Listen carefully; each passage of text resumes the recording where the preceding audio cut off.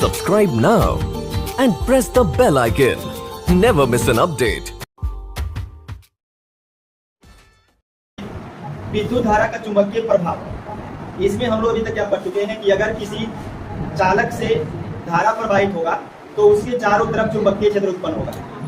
लेकिन कितना चुंबकीय क्षेत्र उत्पन्न होगा, इसके बारे में बियो और साबर्ट दो साइंटिस्ट हैं, ये अलग अलग नाम है, एक बियो और एक साबर्ट। ये दोनों मिलकर के एक नियम बनाए कि अगर किसी धारावाही चालक से धारा प्रवाहित होता है तो उसके चारों तरफ कितना मैग्नेटिक फील्ड बन सकता है। ठीक है, उसी नियम को आज हम लोग पढ़ेंगे। तो देखिए बियो साबर्ट ने क्या नियम दिया। मान लीजिए कि ये एक धारावाही तार है, इसका कुछ भी आप नाम रख देते, नहीं रखे कोई दिक्कत नहीं। और मान लीजिए कि इस तार में करंट प्रवाहित हो रहा है आई, तो आप क्या बोलेंगे इसको कि ये एक धारावाही चालक, और ये धारावाही चालक चारों तरफ मैग्नेटिक फील्ड बनाएगा।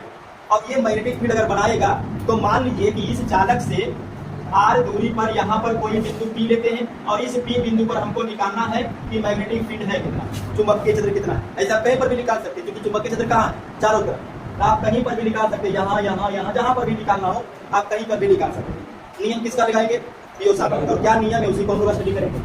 अब देखिए मान लीजिए कि ये पूरा तार का लंबाई यल है, तो इसका एक छोटा सा पहले अल्पांश ले लेते हैं और इस अल्पांश का लंबाई कितना हो जाएगा, डीएल, क्योंकि पूरा लंबाई यल है तो अल्पांश डीएल हो जाएगा। और ये अल्पांश, इसका कोण मान लीजिए कि थीटा है। ठीक है, अल्पांश और जिस बिंदु पर चुंबकीय क्षेत्र निकालना है उसको मिलाने वाली रेखा के बीच का कोण कितना है, थीटा। इतना सारा चीज ले लिए। अच्छा एक चीज हमको बताइए कि चुंबकीय क्षेत्र कितना यहाँ पर उत्पन्न होगा, ये तो मालूम नहीं है, उसको करेंगे भी हम लोग याद, बियो साबर्ट का नियम लगाएंगे। लेकिन एक चीज आप यहाँ पर बता सकते हैं कि चुंबकीय क्षेत्र का दिशा किधर होगा, अंदर बाहर ऊपर नीचे, कहाँ होगा इसका दिशा, बताइए तो जल्दी से। यहाँ पे जो चुंबकीय क्षेत्र है उसकी दिशा किधर होगी, अंदर अंदर अंदर होगा। हाँ। दक्षिण हस्त नियम से चेक कीजिएगा।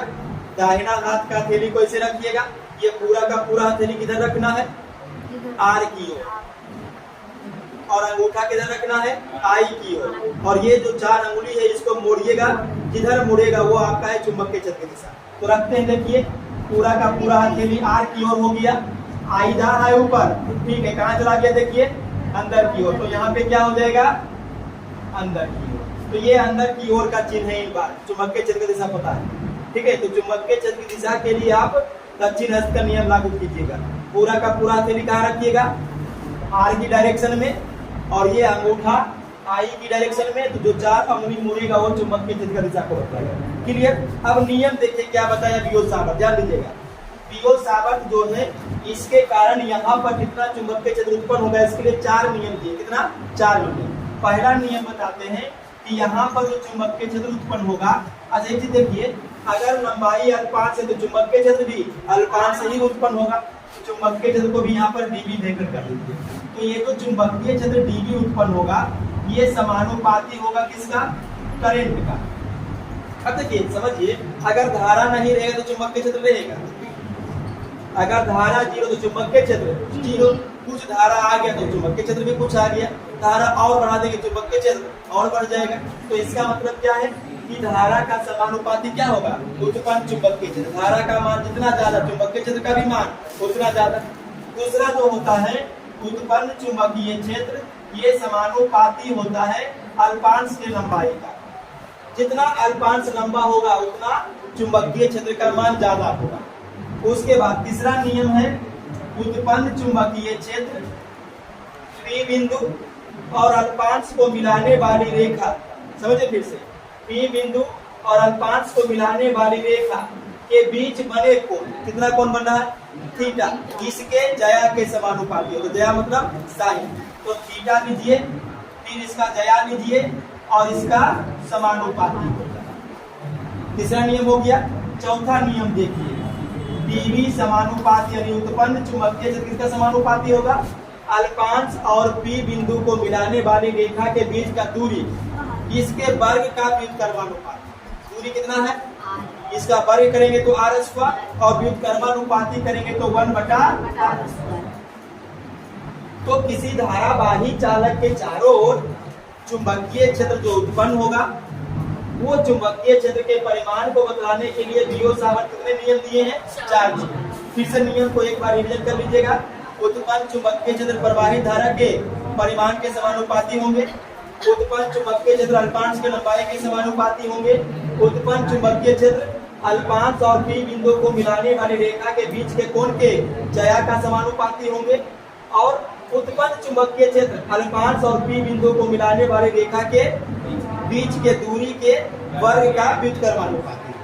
अगर ये चारों नियम को एक साथ मिला करके बोलते हैं या एक साथ मिला करके लिखते हैं तो क्या लिखेंगे? देखिए, इसलिए उत्पन्न चुंबकीय क्षेत्र dV किसका समानुपाती होगा?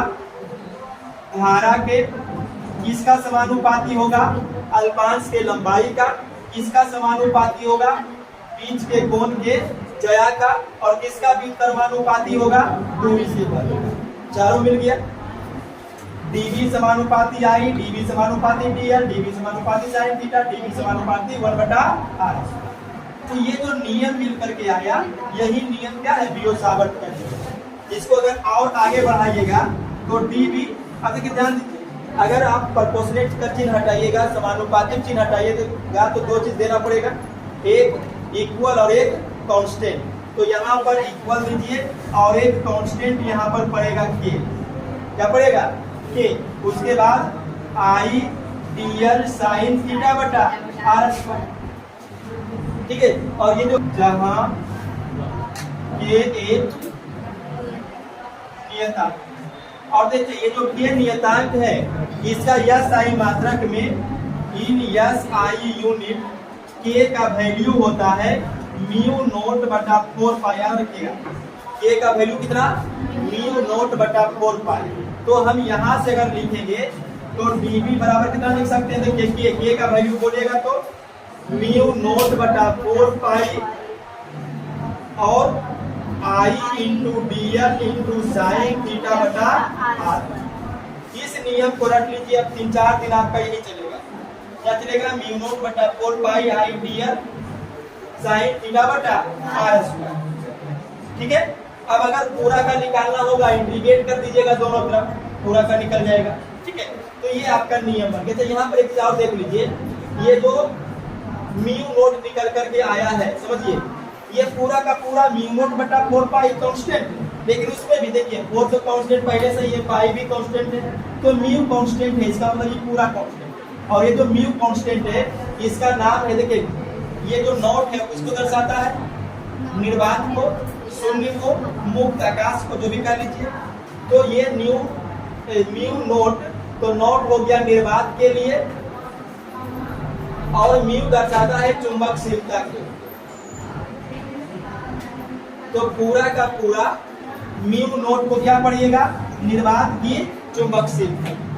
म्यू नोट को क्या पढ़िएगा? निर्वात की चुंबकशीलता। और निर्वात की चुंबकशीलता है एक कांस्टेंट है, तो इस कांस्टेंट का भी वैल्यू होगा। जैसे के कांस्टेंट है, उसका वैल्यू कितना है? म्यू नोट बटा 4 पाई। उसी प्रकार से अगर म्यू नोट कांस्टेंट है, निर्वात की चुंबकशीलता एक कांस्टेंट है, तो इसका मान याद रखिएगा, ऑब्जेक्टिव के लिए पूछ सकता है, वैल्यू ऑफ म्यू नोट। तो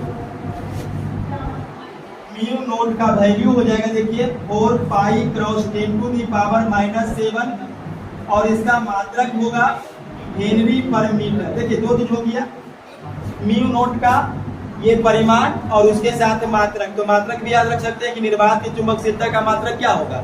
हेनरी प्रति मीटर। क्लियर? तो ये आपका बियो-सावर्त का नियम खत्म।